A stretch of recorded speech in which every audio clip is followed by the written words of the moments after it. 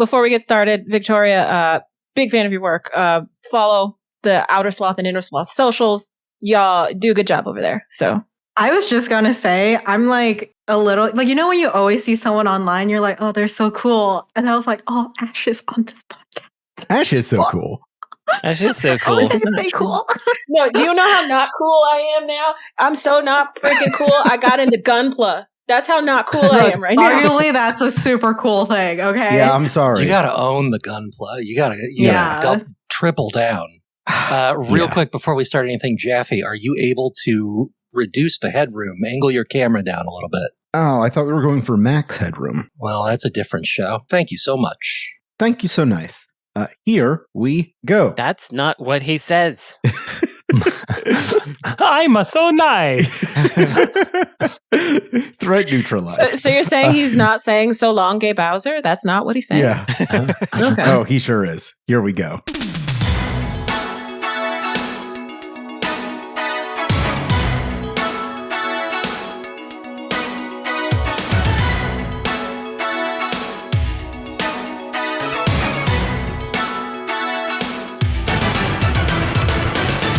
So long, Gay Bowser. This is episode 403 of Insert Credit, a show where my carefully curated panel of video game experts addresses my carefully curated list of topics, punctuated by this carefully curated horrible buzzer. Buzz. I'm Alex Jaffe, and something I'd like to have more of is hobbies unrelated to work. Oh, wow. My name is Frank Spaldi. Something I'd like to have a lot more of. I'm stealing this answer from Brandon. It's money. That's a good one. Show me money. Yeah. Top one on the board. I hate money, but you need it. I'm Ash Parrish, and something I would like more of is I need more kits. I need more damn Gunpla kits. It's in a session now, and it's Who's very your upsetting. number one? What's the number one Gunpla on your list? I need a bigger RX-78. I've got a hobby grade, but I need a master grade.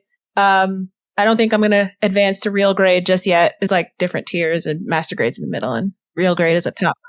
I've never been a really big Gundam guy, but the one Gundam I've always kind of had an affection for is G Gundam because they're so silly. Gundam, as it's called. God Gundam is on my list. Yeah. Yeah. I'd love to get Rose Gundam, the French Gundam from that one. Yeah. The Napoleon Gundam. That's great. Anyway, exactly. No, stop talking about Gunpla. I don't know nothing about that. I am Brandon Sheffield, and what I would like to have more of is time. Can I have time, please? More time. You can have an hour on this show with your friends. Yeah, I know. No, that's a negative hour for the time that he needs. Yeah, the time that it's true. I actually I was like, okay, I invited Victoria to be on the podcast today, so I can't skip it. We're literally put the Switch binary in today, and we're like doing testing at all hours right now. So, speaking of Victoria, joining us this week here on the Insert Credit program is Communications Director for Inner Sloth and Outer Sloth, Wholesome Games Organizer, and GDC Advisory Board Member Victoria Tran. Hello. I'm so happy to be here. I'm Victoria, and the thing that I need more of is more plants. I just recently moved, and there's a distinct lack of them. Okay, there's two, but I need some more. I'm like, going to become a crazy plant enough later. Oxygen? Yeah, it's actually incredibly difficult to breathe right now, and I'm suffering through this for the podcast. Do you have a green thumb? Like, can you keep plants alive? Oh, okay. Yeah. Not really. That's why she needs more of them. They keep dying. Exactly. They just keep dying. You should get a ZZ plant. They're easy to use. They easy to keep alive. They look nice. They're pretty cool. Yeah, check it out later. I have killed those. I've done all the Googling for all the house plants that are not toxic to plant or cats that you can keep alive, and I've run through all of them and killed them. So, those lists are lies. Execution style. Just Gotta one by water one. Yeah. I mean, kind of. Well, to borrow a phrase from my dad, whenever I claimed that something was too complicated for me growing up, well, you beat Zelda, you can do that. Nice. Yeah. Did you mean that was your dad that said that? That was my dad. Complimentary. Was Zelda difficult to him? Yeah, he thought of Zelda as a difficult game. So if you can beat a Zelda game, you can, say, drive a car. I mean, it's moderately complicated. There's I beat steps. Zelda and I can drive a car. So this is actually science. Yeah, you're Damn. proving my dad right. Yeah. Oh my goodness. My mom is going to listen to this show and she is going to tell my dad that he was right about that. Here is my first topic for this week, courtesy of previous episode winner and editor of the show, Esper Quinn. Esper asks, which video game has the best music? Wow. It's near. Yeah. But then after that, So I the first thought that comes to mind for me is the question isn't the best soundtrack. The question is the best music. oh, so you're Explain thinking the it could be difference. licensed, but that's not. Okay, the difference is that I don't think that like Katamari Damacy, for example, has the best music, but taken as a whole is a front runner for best overall soundtrack. I don't follow. Yeah, I don't think I Well, get that distinction. The strength of it is the variety as opposed Okay. to the second to second music. All right. Huh. Mm-hmm. Also, were all those songs created for the game, or were some of them licensed? I'm Doesn't not No, sure. those were all original. Like they literally have like the concept of rolling up a Katamari we got Rolling incorporated Star to in all there, the but- lyrics. But all of them. Anyway, Yo, the Yeah, they've- first Sims game has Yeah. some incredible music, I will say. Especially when you're building. okay. But maybe that's a nostalgia. I actually have no idea what the Sims soundtrack is. Yeah, I was trying to gotta be recall it. The honest. Mine. first one, like the And I can't do piano, it's all Yeah. like I remember piano, but that's kind of all I remember. fake gamer alert. I Yeah. can't be on this I know. podcast I anymore. know. When I try to imagine the Sims soundtrack, all I can think of is the Mavis Beacon Teaches Typing soundtrack, which is kind of a similarly pleasant piano. I just think of that time they got Katy Perry to sing in Simlish. Wasn't that her? Yeah. Oh yeah, that's Yeah. weird. Yeah. Why do you Oh, talk yeah. about Katy Perry all the time, Ash? That's right. Right. Why are you so obsessed with Katy Perry? I actually I realized recently that I made 2 Mavis Beacon Teaches Typing references in Demon School. Yeah. Is that too Nice. many? Why- I think it's why just did I- enough. Why did I do that? It's like, when you're writing NPCs and you Mhm. have hundreds of them to do in a couple days, and you see someone in front of a computer, it's like they're learning to type. Mavis Beacon. I don't know. Just shoots out of the brain. I don't think I've heard of this. She taught many of us to type. And she's Oh. fake. She's If not you a real are person. She's not a real human. Under a certain being. age, she taught you. She didn't teach me, and she Mhm. probably didn't teach you, but Brandon is old, Okay. so. Yeah. I see. Yeah, I have Yeah. never heard of this. I caught the tail end of that. She's friends with Carmen Sandiego. She's video game edutainment software. It has 1.65 out of 5 on the Yeah. App Store. She didn't teach us that well. I don't even use all my the fingers. App Store. Yeah, a Mavis minute. Beacon can't teach you how to type in a phone. No, you need a keyboard. Yeah, she's from a different era. Best music. Yeah, best music. We got to put them all in there. I feel like you can't really fairly compare like Elysia Dragoon on the Sega Genesis and Nier because there's different qualities. So like Mhm. I feel like we'd have to do best like synthesized score from the earlier eras and then split into best score when all those limitations were gone, or music rather, not score. But that's maybe too complicated for now. Well, it's like it strikes at the heart of why this question just doesn't resonate for me, which is that the joy of music is in the variety. It's not. Right. It's not a stack ranked thing for me. Like it's. I can be in the mood for one thing from 1 minute to the next, and then for another thing, and then music can hit all of those things. And so, best music is just getting into weird territory for me. I reject the premise of the question on its face and have decided to answer this question and all similar questions going forward because we will be asked again with whatever I feel like in the moment. So today, the best music in a video game is Minecraft. From a similar perspective, the soundtrack that I've been listening to the most lately is the Celeste soundtrack. That's been really good for me. It's a good soundtrack. Yeah. Yeah. Yeah. I like the Stardew one as well when I'm just Stardew's great. doing some things around the that's house. why I thought Yeah. of Minecraft, because that music is so chill. Yeah, the thing about video game music, I think specifically, is that it's music designed to do stuff too. It's functional music. That's true. Yeah. That's true. Yeah. I think the best music is 10 hours of Nintendo chill music to study by. Yeah. The Wii Shop music endlessly. Yeah, you know what? That's it. The video game with the best soundtrack is Wii Shop. I gotta The say, Wii operating system. Yeah. 12 hours of incredible game music for the Sharp X68000 is also very good. Thanks. That's what I was listening to before Is that this a thing? podcast. Okay. It is. It is. Just maybe the most insert credit answer is like a Tim Fallon mega compilation. Oh, yeah. Yeah. Pictionary. Pictionary, Silver Surfer. I just want to throw one last thing in there, which is that our composer for Demon School, Kurt Feldman, who's also the composer for this podcast, he has made a bunch of ambient sound to go in all of our backgrounds and just like be kind of floating in the background, because despite being a composer and a musician, or perhaps because of it, I'm not sure, the very first thing he does when he starts any video game is he turns the music off. So he can listen to whatever he wants, but he still wants there to be some kind of like feeling of something in the so yeah, he's like, yes, I made all of this music, but I'm going to turn it off when I play the game, so please put in all this ambient sound. That is time. Here's our next question. When have you had to make an exception to a personal rule about video games? Well, here's the easiest answer. As longtime listeners know, I have a personal rule that if I'm in any way busy or want to have control of my life, I'm not allowed to play free-to-play games.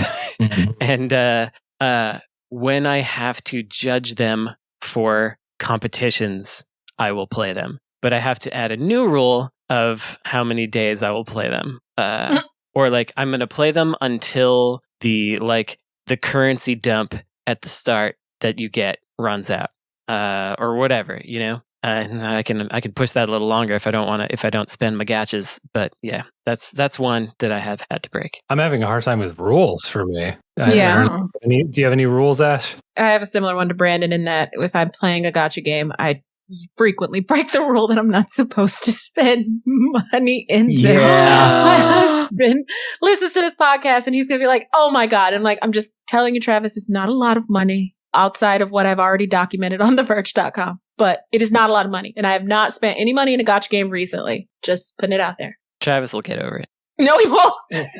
Oh, Can you write your gacha payments off your taxes at the end of the year? yes. As a video game journalist. Interesting Yes. question. I've never tried. My answer You is should try. yes. Any video game related purchase can come right off of there. You should. Do you want to know something really bad? Like, I have never filed an expense report for the games that I do buy for work. And only until this year when I finally filed an expense report for my Nintendo Switch. I'm terrible. I hate filing expense reports. It's a pain in the ass. I know.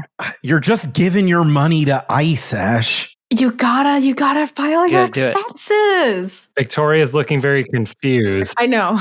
I did this year and I will going forward. I just haven't. But you only filed for the Switch? What about all the games? You got to I don't think I've bought any games this year just yet. But there are times when it's like, I don't have code for this. I don't feel like asking. I want it now. And I just don't buy it. Or I buy it for myself and I just don't think of it. Like, No, but whatever. even things that you buy for yourself and not for work that are video game related, you can expense. I know, That's but I true. don't. It feels weird. It's still not an aspect of this job that I have not quite gotten over. So if anyone out there is in a similar situation, I will just say right now, this government is not who you want to pay extra taxes to. Exactly. Good point. So get those expenses going for yourself. That's what was the question? Oh, the question was, how do you feel about giving the current presidency a little walking around money?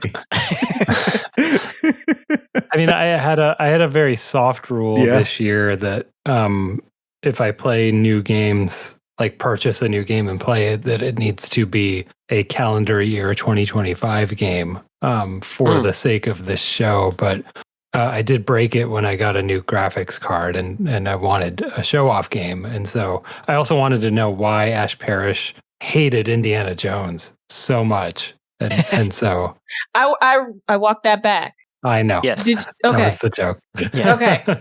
But man, that 5090 renders them Nazis getting hit real good. That's what you want to see. I feel like that's not really the graphical showcase type of game because it's got those really 360-ish models. Yeah, but it's got on the computer, it's got all the ray tracing. And you can just blast all of it. It's got like real shadows, it's got reflections, it's got a ridiculous amount of the ray tracing. You love ray. And on the higher end cards, it has the like frame generation stuff. So it is like a game to really blast your high end graphics card. Victoria, do you have any video game rules? I don't think I do. I don't know if I'm able to. I'm like, what video game rules would I have? I'm very stubborn is the thing. It's like when I play gacha games, I don't spend money. It's almost like a game to not spend money. Like I take it as like an achievement almost.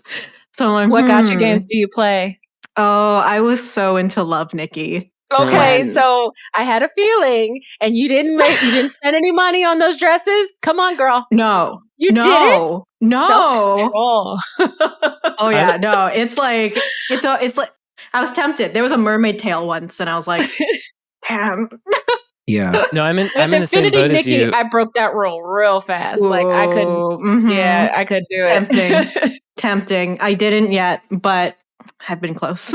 So I think actually not spending money is part of why I can't play gacha games, because I don't spend money, which means I need to maximize everything else. And that's why it becomes a life problem. Takes my time away because I refuse to spend money, except it's true. Like I'll give them a little bit if I'm really enjoying the game. I'll be like, here, this is for you guys. You know, just like Ash gives a little bit of money to the government. Yeah. Because she approves of all their choices. Why would I write off these video games? I'm denying them the pleasure of my income. Okay, with that squared away, here's my next question. Which games have been failed the most by their marketing? Oh my. If you had said developers, I would have had the answer right there. But marketing, Forspoken, maybe? Yeah. That's a good answer. Yeah. Good answer. Although, to some extent, like, the way that it presented is how the dialogue in that game goes for a lot of it. So it was partially is that that happened game? Yes. Like that. Yeah. Okay, yeah. Which was actually a good game, but you have to like switch it off of English so that you don't have so that just happened, or he's right behind me, isn't he? Every 30 seconds. Good game though. I think the marketing for that would have been better served focusing more on like the parkour action instead of just like, hey, it's this, New York girl in this, unfamiliar circumstance or whatever. Like eliminate the isekai focus and focus more on like the parkour action, which was really cool. And I think that game would have been received much better than it was. Mm-hmm. Yeah, they focused on the isekai stuff when that's like, maybe the people doing the marketing hadn't heard of that before. Like they didn't realize that that's everything now. I don't know. Or maybe they thought like, the kids these days are into isekai. Yeah, so why don't we hammer that home? Failed by their marketing. Frank, they should be. Well, yeah, I'm having a hard time because it's like I've very much intentionally like abstained from marketing for the last like 10 years. No, but you've looked at all these ads. Right. No one has seen more marketing campaigns than you. Like old ads? Yeah. I was trying not to play to type, I guess. Why? That's why we're here. They want us to play to type. That's what they come here for. I guess. I mean, it's just quick off the cuff answer, but there's that Phalanx game on Super Nintendo that's just a shooter, but the box cover and the marketing is like an old man playing a banjo. Right. Yeah, but I don't understand. Did that actually fail though? Because I feel like it got people interested and curious. In the modern times where you're not paying $60 for the game, that is when people are interested. But back at the time when whoever published that needed to make money off of it, I'm pretty sure it failed them. There was a Columns 3 where they got like a George Costanza lookalike doing spread eagle on the front, sitting on a bunch of gems. It makes no sense. I want to see the image that was just in Ash's head when she made that expression. Imagining George Costanza spread eagle on a Sega box. Spread eagle in his underwear on a Sega box, and now I need to look it up. Yeah, he's not in his underwear, but he's wearing like a t-shirt and pants. That's why I want to see the image in Ash's head, because I knew that she embellished it. Yeah, like she had a detail. No, that is about what I expected. Except this guy is fully clothed. Yeah, he's fully clothed. Yeah, I thought he'd be in a diaper. I thought he would be in a diaper. When you say George Costanza, that's what I think of. Jason Alexander Diapers, in a diaper. They made another columns, Jerry! I just watched an ad that must have run on late night TV or something for the TurboGrafx and Turbo CD. And, that console was failed by a lot of things, but marketing was part of it. And they were showing all these games, and they were showing it was almost like they went out of their way to either show the most boring part of the game or the main character dying. It was so sad looking, and they were like, look at these amazing graphics, and it's got a character bonks into a wall and falls over, and it was very, very sad. And also they were simultaneously trying to go for extreme cool graphics, and then they show a kid, maybe 7-year-old child playing the game and shaking the controller around. He's doing his thing. They were trying to be edgy, but also here is a Children of the Corn blonde child who's 7 playing these games. It's not exactly aspirational for the older crowd, I would say. Why do video game advertisements have the kids holding the shit like this? Nobody ever does this. Because what is this? They don't. This isn't very comfortable. Well, except for the Wii. That's why they made the Wii, so that those ads could be true. Victoria, what are the biggest mistakes you say that marketing team's making? The only one that I could recently think of, and I try not to just blast marketing campaigns out because I have a lot of sympathy for them. But the most recent one I can think of is just the whole debacle that happened when the Splitgate CEO came out. Oh yeah. And it what just an unforced error. And I was like, oh no. And then the framing of it and how he explained it was really bad. And obviously everything around it was really bad. And I felt so bad for the team's work on it because I'm like, oh, all your work is going down the drain right now. Yeah, that's a tough one. Yeah. I saw people saying imagine you work so hard on this game and then suddenly your CEO goes up there and has this hat and ruins everything and makes it about him. And I was like, lights a match and sets everything on fire. If those people work with him, they already know. He's been doing this in the studio the entire, for the whole development. If this is how he is on the stage, I can't imagine how many people went to him and said, "Please don't wear that hat," and he just ignored every one of them. He's like, "It'll be so funny." Yeah. Anyway. Yep. That's the question. Yep. I want to hear about the best marketing campaigns that you know of, Victoria. Oh, yeah. Because God, that's hard. Also, it's thinking one out of the blue. I'm like, all right, That's what this whole dang show is all about. Gotta go into the Mind Palace a little bit. Yeah, gotta go into the Mind Palace. Just because you're one of the few people I can point to who does a good job in a way that I can't quite perceive. The marketing is soft enough that I can't perceive it as an effort, which is very impressive. If you know what I mean. It's I see things that are produced, but it doesn't feel like here they come at me again with this thing. You know what I mean? A lot of what very nice Inner Sloth does, and I think Aggro Crab too does really well, is that they are very good at being able to talk to the kids these days without making it very obvious that they are trying to talk to the kids these days. It just comes out effortlessly, and that works really well. And that's why people respond to those kinds of campaigns as well as they have. That's really, it's really good work. And that's not easy. That is not easy to do. No. Thank you. Starts crying on the podcast. I was just reminded of my favorite cringy video game marketing campaign, which was for the game Hello Neighbor. Which was this very manufactured viral thing for people who were into Five Nights at Freddy's to play. Yeah. And they kept tagging popular streamers hey, MatPat, I bet you'd really like this game.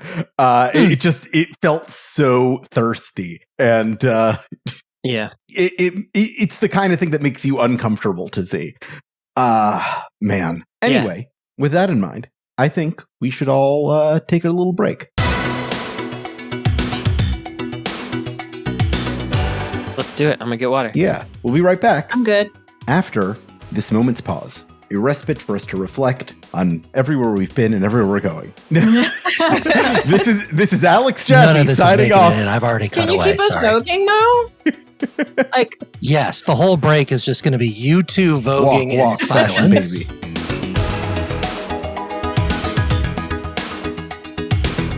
Welcome back to Insert Credit. Here's my next topic for you all. Let's say that, hypothetically, you represent a video game company and you need funding to make your game. What are the easiest ways to trick investors into giving you money? You got to lie a lot. That's kind of what I learned, and it's why I don't do business development in video games anymore. Is that it just seems like you have to lie all the time, and then tell them the truth only after the money comes in and they're asking for stuff. And I don't know how to do that. I've never learned that skill. I mean, it doesn't have to be a real lie. Like, you can sometimes the lie is just what are we lying about? Yeah. Well, yeah. So like in the case of a game that I would pitch, I'm going to pitch what I think is going to happen, but that might not be what exactly happens because the game evolves over time. So that's like that's not a lie. Yeah, you're just giving information based on what you have. That's not. I wouldn't qualify that as a lie. I don't think you. I guess investors. I don't think you really have to lie necessarily. You have to agree to everything and say, "Wouldn't that be something?" Combining that with Ash's point, I do remember there was that one guy who had a company of some sort. This is a very vague memory, and he had a game of some sort that he was sort of soft pitching. And people were thinking it was associated with Kojima, but it wasn't actually. Oh, I do remember this. But yes. He didn't deny it, and then he got funding for it, and then I don't know if that thing ever came. Remember that? Yeah. What is this? This is new to me. It was just a fella who would neither confirm nor deny whether he was working with Kojima on his new thing, and it was his first studio ever, and it was some AAA game from nobody had ever heard of any of the people involved. Abandoned was the game. If I remember right, even people like Jason Schreier were like, I think this is legit. I think this is a Kojima thing. Right. It was really weird. So that's a way you can do it. That's true. I will say one of the ways that someone got funding from Outer Sloth was Zalabir Nelson Jr. And the way he got that was he made us cry laughing so hard during a GDC. We were just hanging out at a hotel in GDC, and we were cry laughing. And also, I think Aggro Crab was a little drunk, and then we all got we got pushed into this crazy pitch for a game called Click Holding. And then I think Forrest was crying because again he was laughing so hard, and he said, "Just take my money," and that's how it worked. If you make someone laugh hard enough, money just falls out. Yeah, money just falls out of them. That happens. And when you have a premise of a game called Click Holding, it's yeah. I've invested. I want to invest in it just to see what that could be, knowing what that is. And it worked, and it's out there. So that's nice. I like that one. Yeah, let's just do that one. Yeah, let's trick people into giving us money by being really good at our job. Yeah, be just genuine friends and make them laugh and have good ideas and a good execution. And, then you can really trick someone into giving you money for a game. Or work on your stand-up comedian type 5. Right. That's true. I will answer this from my actual, running a nonprofit lens, which is that I think that bad news fundraising is like a temporary Band-Aid. We're in trouble, we need this. But positive, oh my God, everyone, we did it fundraising is like the long-term way of getting individual funding for a nonprofit. It's just as celebratory as a tone. Also the kind of oh my God, we have this chance to do this. Yes. Yeah, people love putting money down toward a very specific thing. People have stories, right? Yeah. I mean, I think they want to be part of digging up all the Atari 2600 carts in the New Mexico desert, or even I think I got to talk about it on the show already. Did we talk about Computer Entertainer last week? Yes, we did. Last week. Yeah, we did. So that's something that's just not a big deal. Actually, you know what I mean?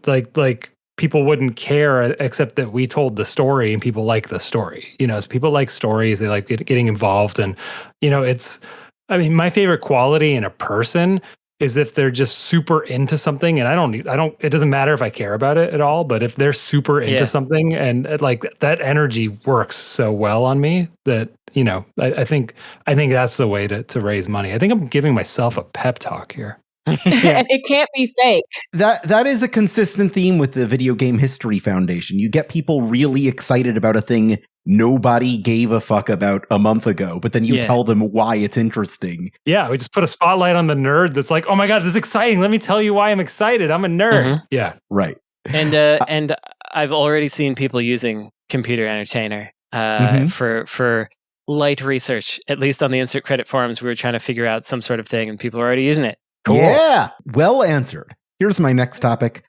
What kinds of games are particularly prone or resistant to toxic community? Anything that you don't have to play with another person in a voice chat. Yeah, I was going to say anything competitive. Woo. Woo. You really picked the hard route. Anything multiplayer, competitive, good luck. Like if it has a voice chat, the most chat, motivating thing I could have said. How do you deal with that, Victoria? Because I feel like you have a generally positive tone in the world that I don't see you all the time, obviously, so I don't know you that well and how your general comportment is.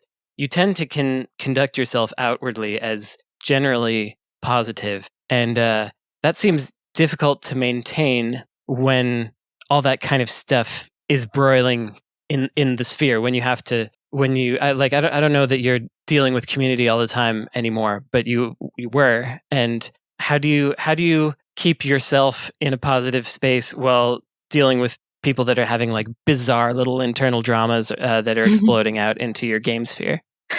Yeah, I think the thing is like a lot of the time when people talk about community, they obviously do talk about the toxic things because that's the thing that always sticks in your brain like way more, than anything positive. But on the flip side, like community is also at the forefront of a lot of the positive things that happen, all of the really cool things, all of the everyday like fun discussions and being a part of that. And I think it is an exercise of being like, this is really good. I need to pay attention to this and I need to give it more attention than just like the toxic stuff, or else I'm gonna, what is that thing called where say apathy? That's like the worst one, right? When you just you start not caring at all about anything or you don't do anything. I think you have to very actively seek it out. It's also a lot of therapy. Not gonna lie, you have to go through that quite a bit. But yeah, I think it's similar to like, I think what we're talking about with like non-profits, right? It's like, it's not just like doom and gloom. You have to also be like, this is a thing that we're doing together. And especially when you've set it up or you're like maintaining that or you're growing that can be a really, really deeply meaningful thing, I think, when you work in community. Because it seems like you and the team foster the positivity quite well to where from an outward impression, you would be like, oh, it's generally a very positive space. And it seems like you're putting forward the good stuff to where that could be the general impression, which seems hard to do. I mean, yeah. So it's one of those things where it is always a very active effort. And like, I'm not going to say everything's perfect because honestly, when you have millions of players still, it's very difficult to keep a handle on millions of players.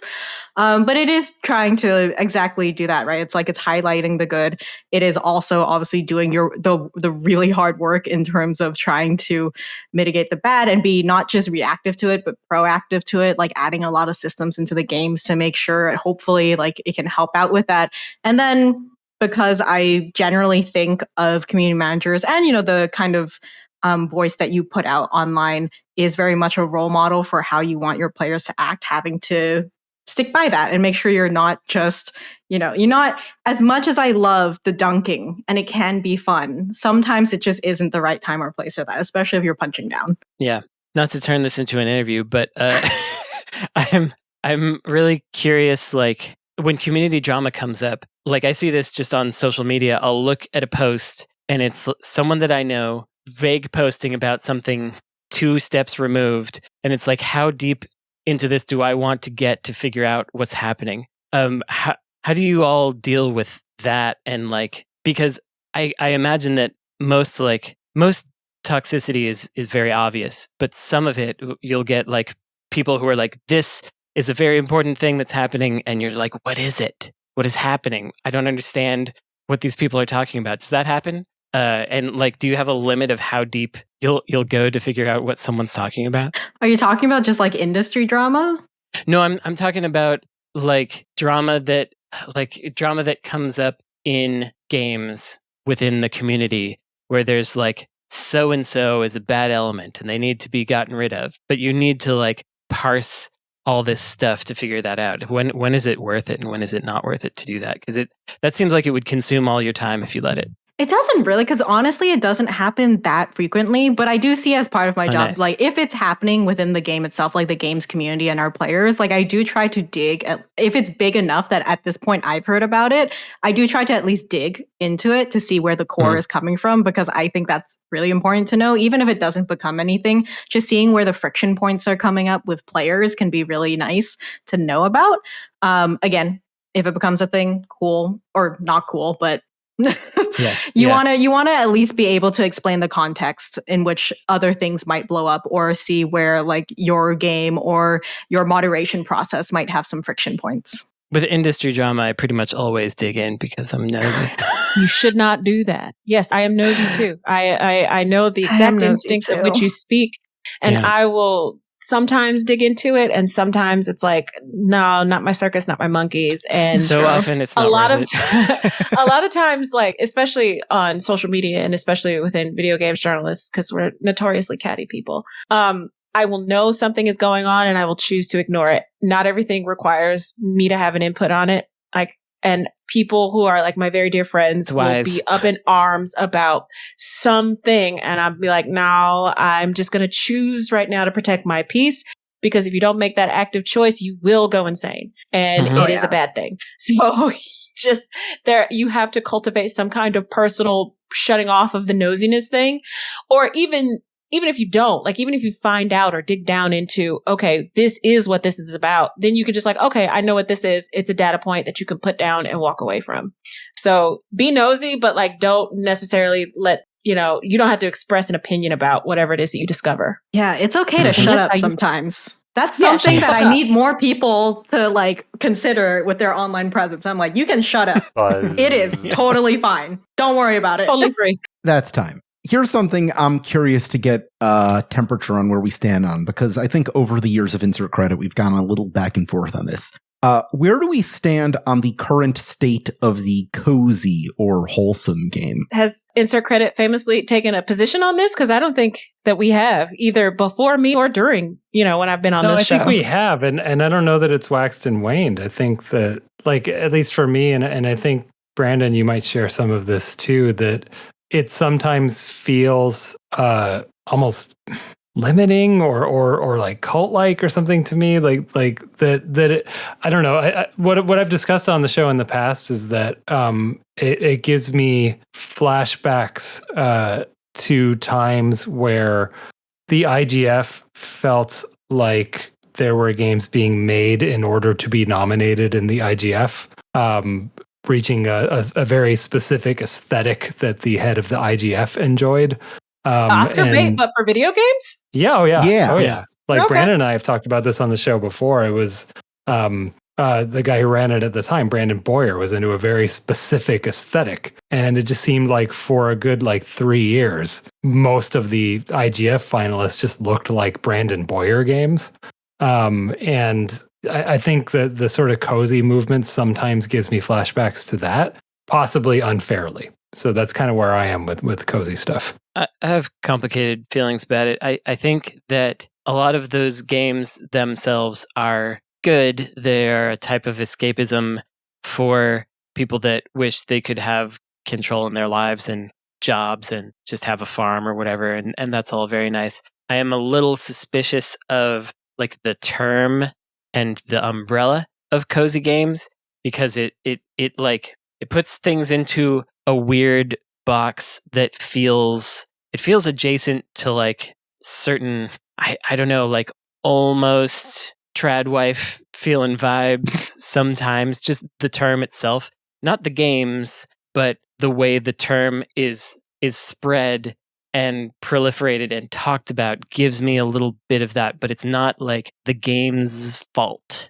So that's where my complication swirls. I don't know how everybody else feels. Well, I think you and I both are people who, in like high school, then into our adult lives and everything, just kind of struggle with labels, and like we see the bad places that labels take anything, and so I think that when something like this starts adopting a practically trademarked label, to me, like that always skews towards some level of conformity that people can get really toxic about. And so, yeah, I think my hesitation with it comes from a place like that. And just to say that, like, I think some of my favorite games are considered cozy games. Like, I've talked on this show about how I think A Short Hike is the perfect video game. And like, I think that's like prototypical cozy game. Yeah. So it's not a problem with the games. It's a problem with labeling for me. Frank's like, you had me at short.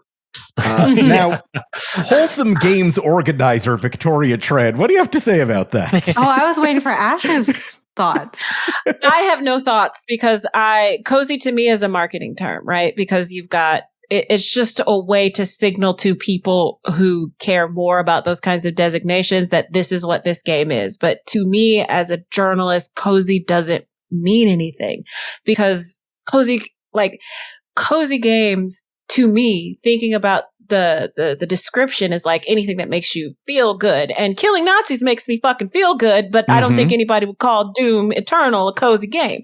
So it doesn't mean anything to me. And I understand it has a purpose in terms of marketing, but it's like, it feels like white noise to me, because when I think about games and when I play games, when I evaluate games, I meet them where they are. I don't meet what it is that they're trying to designate themselves as, if that makes sense. Like, it's just, I understand that term serves a purpose to the people that use it and to the people that are receptive to it, because that's the kind of games they want to play. But to me, because I'm coming at this from like a critic's perspective, it means absolutely nothing to me. I don't even think about it. That's fair. Sorry. No, it's good. No, I love hearing people's opinions on the whole like wholesome game genre thing. Fascinates me. It always gives me like a deep insight into someone's psyche. But in my humble killing opinion, Nazis is wholesome. Put Doom in the next wholesome showcase. All right. I'll consider it. You kill Nazis in Doom? Yeah. Doom submit to Wholesome Direct 2026. Do you mean Wolfenstein? You know what I meant. It's true. Wolfenstein. Yeah. I think it is very, and to be clear, I don't think Wholesome Games tries to do this. Like, I don't think you can really put a label on a very subjective feeling. And that's not really, like, unlike a racing game, like, it's not like a certain set of mechanics that immediately make something wholesome. It's not even necessarily a color palette. There is, like, the easy tropes that we think about, but then every game has that, right? Like, a horror game is probably kind of dark. That doesn't mean that every dark game is a horror game. And I'm talking about color palettes specifically. But in my opinion, I think it is a term that will likely develop as more and more games come out. I think it's one of those things that is a consequence of just, there are so many shooting games. And no one keeps, and there's so many space games. And there's so many like mechanical games where it's like very metallic and it's cold and whatnot. And you have so many specific terms for that, because like so many people have like expanded from just whatever like a horror game is, or just what a roguelike is. Now you have, very specific kinds of roguelikes, that sort of thing. And I think wholesome can be a very big umbrella. But I'm excited to see how games develop and kind of take that and use it for their own. And then we can develop further genres from that make it a little more specific, that don't make it just a subjective emotion. But again, it's one of those things where I think the market and the marketing terms have been dominated by so many other things that it is nice to have something else that that can help direct people into finding something that might become a game that they really enjoy. I don't know if it's called like, I mean, biased, obviously. I don't think so. I think everyone's quite very clear in like the wholesome game sphere. Like, a lot of people are tired of farming sims. They want something else. It's not something that I think is like a thing that you necessarily have to be indoctrinated into, but it can be a genre, it can be a marketing term that you're like, this is a really quick way to slowly like parse down what exactly it is that I like. And I can kind of get a sense of what the themes are. And obviously you'll have things that come out of that kind of play on that. So like Neverway that's coming out is like the farming sim. So, cozy, but then it has horror in it. So where does that go? Is it still wholesome? We don't know. We don't have really a term for it yet. I don't know. And I think that's an interesting exploration into the development, the natural like development of games and the people and the diversity of people who make them, trying to just find a place where they fit that can easily find their audience. Yeah, all I was just going to say is like it dovetails nicely with the kinds of things that you see on Book Talk with the way that books are marketed. And instead of like talking about characters or whatever, it talks about all the tropes. Like this is enemies to lovers and it was only one bed. So you know exactly what you can expect when you open the book, and it wholesome and cozy kind of fit into that nicely in new ways that we haven't had before. It occurs to me that 20 years ago on Insert Credit, we were talking about Blue Skies games. And there was no like way to define mechanically what a Blue Skies game was. It was just specifically about the vibe.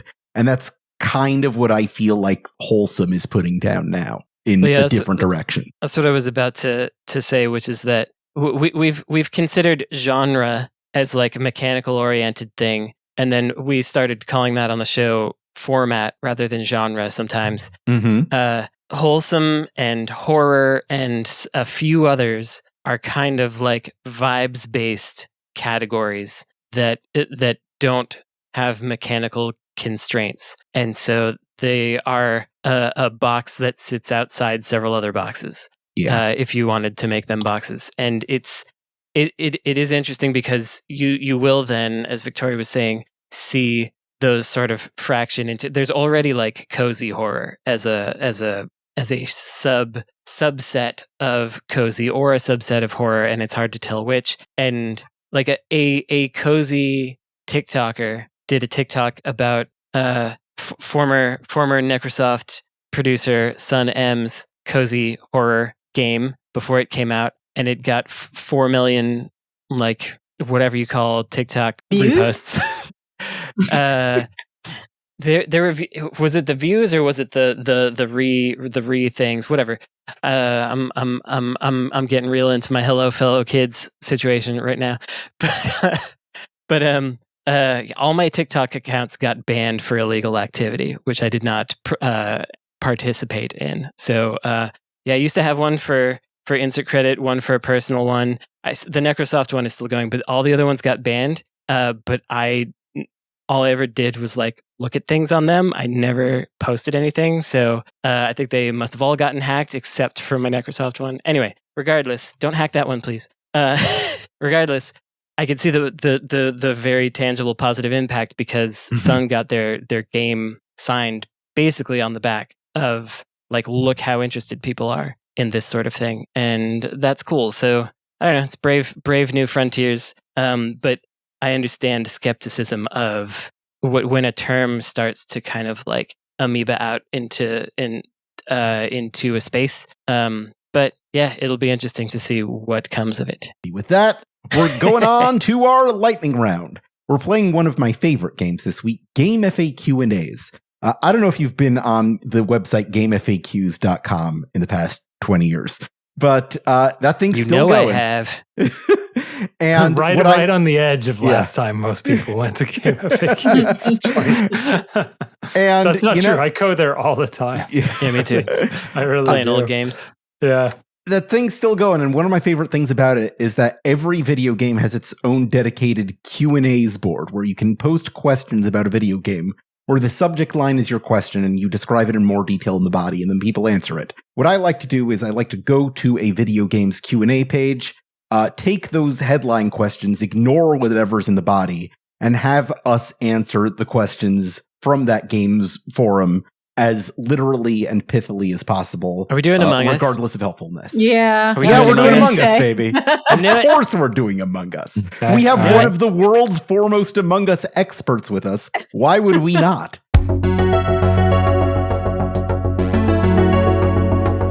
Here we go. Our first question is, Is Among Us a killing game? No, it's cozy. No, it's not, because it's not Danganronpa. There you go. It's Among Us. There you go. Yeah. True. How do I get the... Is this game woke?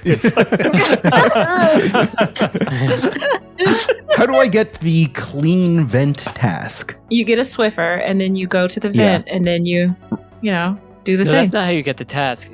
How you get the task is your mom says the vent's dirty. Yeah, Right. That's how you get it. That's how you get the It's task. true. Any help in becoming a better imposter? Believe in yourself. Improv class. Go to therapy. Or don't go to therapy. No. Don't go to Don't go to therapy. Avoid Yeah. therapy. Raise I think money. improv Avoid class. therapy. Oh, right. Raise money for your a video business. game. Yeah. Yeah. Cool. That's how you do it. Is there a way to always become imposter? Don't go to therapy. We Yeah. just said it. There's a Exists. syndrome for that. Yeah. Yeah. If you It just simply wait exists in long the current enough, political climate. Yeah. Play in the narcissist class when you Yeah. when you create your character. Why do I spend my money on nothing but hot garbage? I mean, You're no living under ethical capitalism, consumption buddy. under capitalism. Yeah. That's what we got. Yeah. Have you considered being a raccoon? Yeah. Yeah. And that when you're a raccoon, it's free. Right. Mhm. Yeah. And some of the garbage might be cool down. Just hanging Might around. not be Yeah. hot. Why can I see the ghost? Because you're Haley Joel Osment in The Sixth Right. Sense. You solved it. Spoilers. You need Jeez. to run. Run away now. Yeah. Doesn't I was answer. gonna but- watch that movie, Ash. I wish somebody would get mad at me for that. Please, please. It would make my day. How did this guy cheated and how to prevent cheaters? Yes. We got 5-year-olds on GameFAQs. I'm glad. That is the how is Babby formed of Among Us on GameFAQ. Am I pregnant? That's nothing you can control. That's his problem. It's not a reflect on you as a partner. Yeah. And don't Right. take it like that. Yeah, it's you roll the dice when you give someone your heart like that. And I understand that you're hurting right now, but with a lot of therapy, you can get better. Well, and the thing Yeah. is that, that they did the best thing they could for you, which is show you that early. And Yeah. It's true. Right. Yeah. Yeah. It's true. And now you can move on. Yeah. How can you take off the blood? Oh, I'm sorry, I misspoke. The question is, can you take off the blood? Yeah, what is that like? Is it OxyClean? Like the thing Yeah. laundry is a whole thing, and it is actually quite difficult to take off some stains, but I think blood is actually quite easy. You have to use like some oxygen, I don't actually know. Clearly I'm not well versed in the laundry. I had a white t-shirt that I've owned since I was like 14 years old, and my partner decided to clean some stains off of it because it's ancient. And she made a mixture of like water, vinegar, And blood. a little baking soda, and I think there might have been some Dawn soap in there, but I might be making that part up. But took a toothbrush and scrubbed it. It was very kind of her, but that worked. It worked. It actually got. And OxyClean couldn't do it. So look up. Wow. Yeah, look up All some right. some of them home remedies if you need to get out damn spot. Our last question is, how did I lose? You played poorly. Yeah, when you stopped appreciating your friends for who Yeah. they are. Yeah. Wow. No, That's how you I lose. think.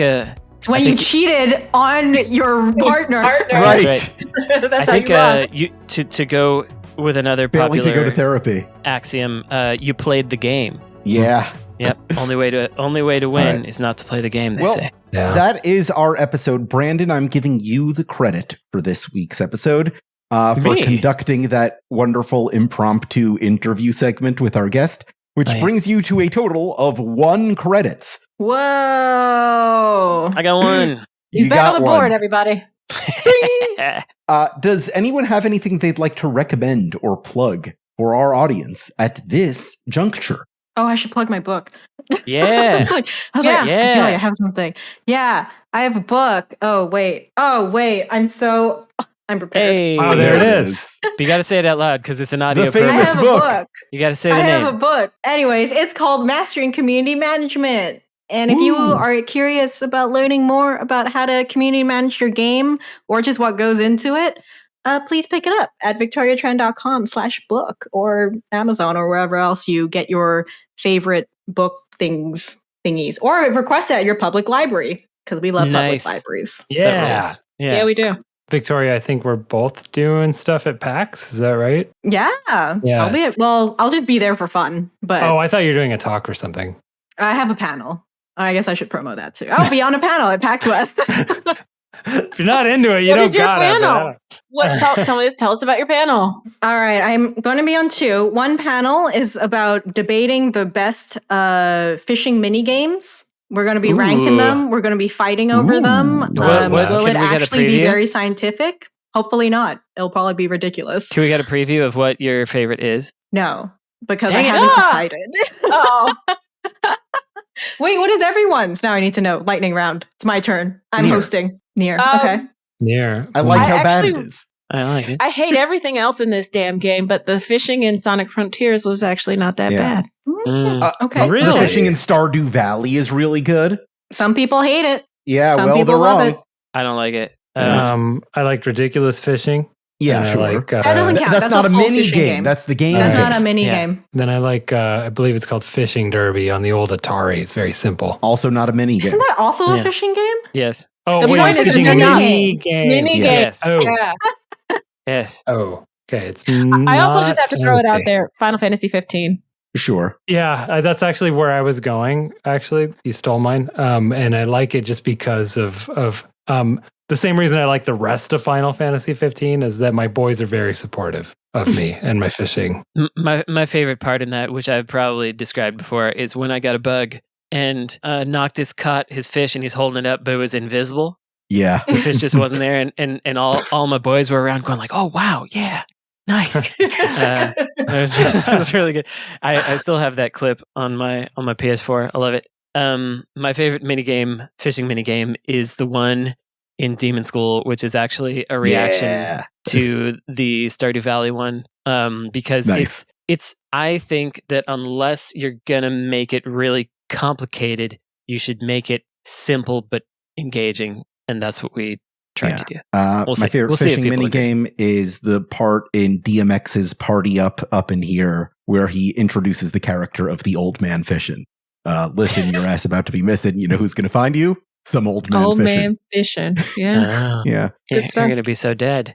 Frank, what do you have going on at PAX West? Yeah. Oh yeah. I'm on doing a couple panels also. I'm actually like they are housing me as a guest, which I didn't even know they did. Nice. So I'm very Yeah. thankful for that. I am doing a lecture I've been working very, very hard on the launch of the Nintendo Entertainment System that happened 40 years ago this year. I know a bunch of stuff people don't know. I have things like the 20 proposed names that they gave to the focus group, which are very funny. I'm gonna teach some history. Can you spoil think one of that's those? Friday. Spoil Yeah, one of spoil those? one of those. Just one. I'm gonna not do the one that Don't blows do your the mind. funniest one. Okay. Yeah. Yeah, pick the second yeah, you gotta- funniest one. You got to Yeah, keep I gotta that find my for. slide. keep I'm not that giving for it a second. Okay, let's the see. live crowd. All right, how about, I'll take how the about this fifth one? funniest. Okay. The Fun Factory. Yeah. That's All pretty right. That's good. pretty good. Yeah. That's the one you get. Yeah. The Fun All right. Factory. Fun Is that factor. a reaction to the fun factor from GamePro? No, but it is, and I'll get into this in the lecture. They really thought that the future of video games was making your own video games. In the way that you can in Excite Bike, where you can lay out your own tracks and save them. Oh. They thought that's what everyone wanted, and they were They're wrong not because no wrong. one liked Mario Maker at all. Mario Maker was a flop.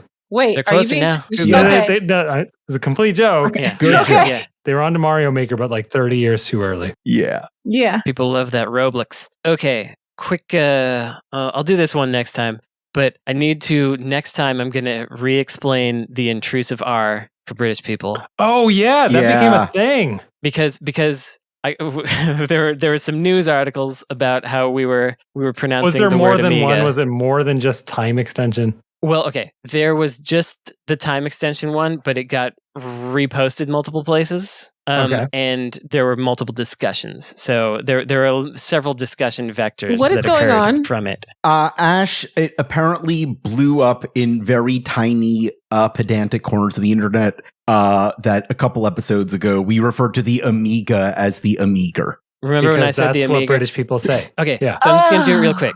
Real quick. There's a thing called the intrusive R, which is, but most British people cannot hear it. Well, English people specifically. So when an American says the Amiga is great, we have Amiga and is as two separate words. When an English person says the Amiga is great, they say the Amiga is great. Yeah, they say they put an R in they between put an R two words in between, that end and start with a vowel. Yes. And not only do they put an R there, they change the ending vowel of the first word. So instead of Amiga, it becomes Amiger. It's like a sound. So like take it up with all British people. So like Princess Diana is amazing. Yeah. And like in England, I was just there with my partner whose name is Christina, and she was getting called Christina. But they can't hear it. They can't hear that they're doing that. They don't believe that it's true. I'm like, really? Okay, say pizza and because it's so ingrained. And so I just had to explain that that's why we call it the Amiga, because it's basically like me saying I'm a cowboy instead of saying I'm a cowboy. It's making a British thing more British. They don't hear it to the extent where they will phonetically spell out AMIGUH and then say Amiga. Yes. Yeah. Yes. And they will say Amiga and then spell it out, and it's with a UH. I can see Ash visibly taking psychic damage every time we say this word. No, I pronounce Amiga like I pronounce the Amiga like Amiga. They won't say it like that, but I'm anyway. going to request on Ash's behalf we never do this again. But it was requested that I then apologize on behalf of Americans for saying Lara Croft's name wrong, because we always said Laura, but I want to blame that on marketing, because in 90s TV ads, they were saying Laura or something really close to Laura. I thought we all said Laura. I didn't know. I think we all said Laura. Yeah, Lara Croft. A lot of Americans do say Laura, especially like retro streamers. Yeah, it's got to have the assonance with Croft. Lara Croft. Laura. Something about how we say Lara sounds close to Laura. We do blend it. I have to admit that. So there we go. Then my other recommendation is don't turn your French fries around when you double dip. What does that mean? So like, say you eat half a you dip your French fry into a communal trough. Pause. Why do you have a communal trough? Because that's incorrect already. No, you're sharing a little appetizers on the table. You've been given one dish of ketchup between you and whoever you're with. Yeah, this is. I don't understand the question. You don't understand how my husband consumes ketchup. We're not sharing you can that request shit. more, but in a situation where we're not eating with your husband. Yes, for people who are in this scenario, which by the way is more than one person, I think. Can I guess where you're going with this? Yeah, where? Because I think I got this. So you're saying don't turn the fry around. You're saying go ahead and put the bitten part in. Yes. And you're saying because your mouth is cleaner than your fingers. Correct. And because I was informed of this recently, and it makes obvious sense, and I just never thought about it, because I was. You want to know the easy way to avoid this? Don't share your damn ketchup. Yeah. Okay. All right. You're living in a luxury world where you're getting all kinds of condiments. They're just coming out and they're giving you everything. Yeah. Hail Travis, the condiment king. The ketchup privilege is so real. Monarch of mustard over here. That's right. The master of mayo. I just get more ketchup. Just get some more. Sovereign of sriracha. They charge extra. Check the privilege. Ash, you ever been to a busy restaurant in a big city?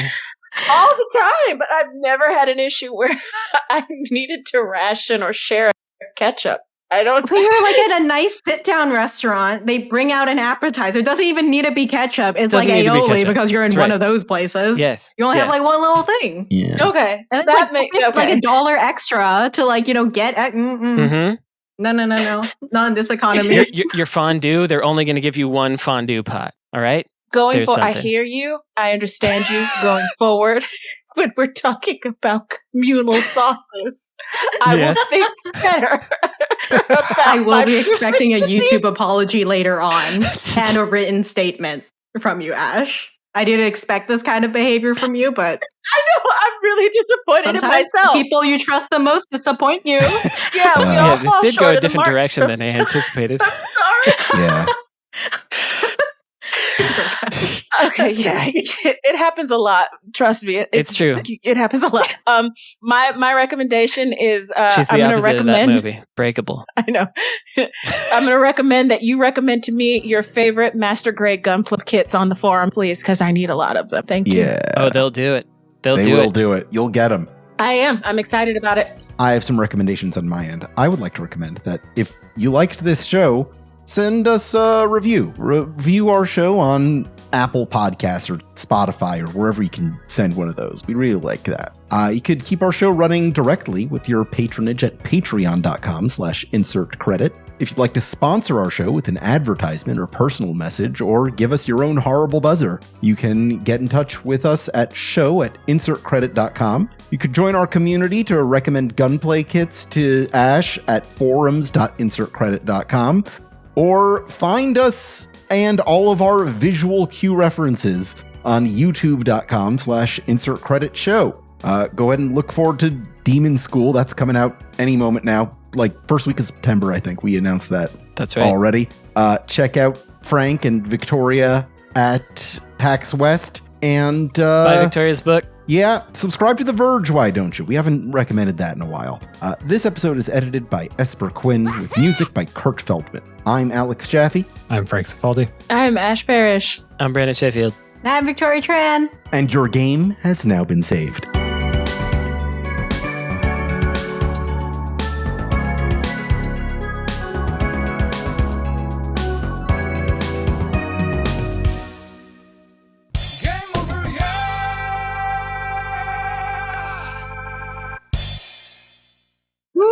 Yeah. Good work, everybody. Thanks for letting us ambush you with that cozy games thing, Victoria. No, I genuinely, I love it. I do think, given the pronunciation talk, it's very funny that you said gunplay kits at the very end there, Jaffe. Yes. Yeah. Yes. I sure did. Yep. So you're going to get some write-ins on that I one. can't wait. I can't wait.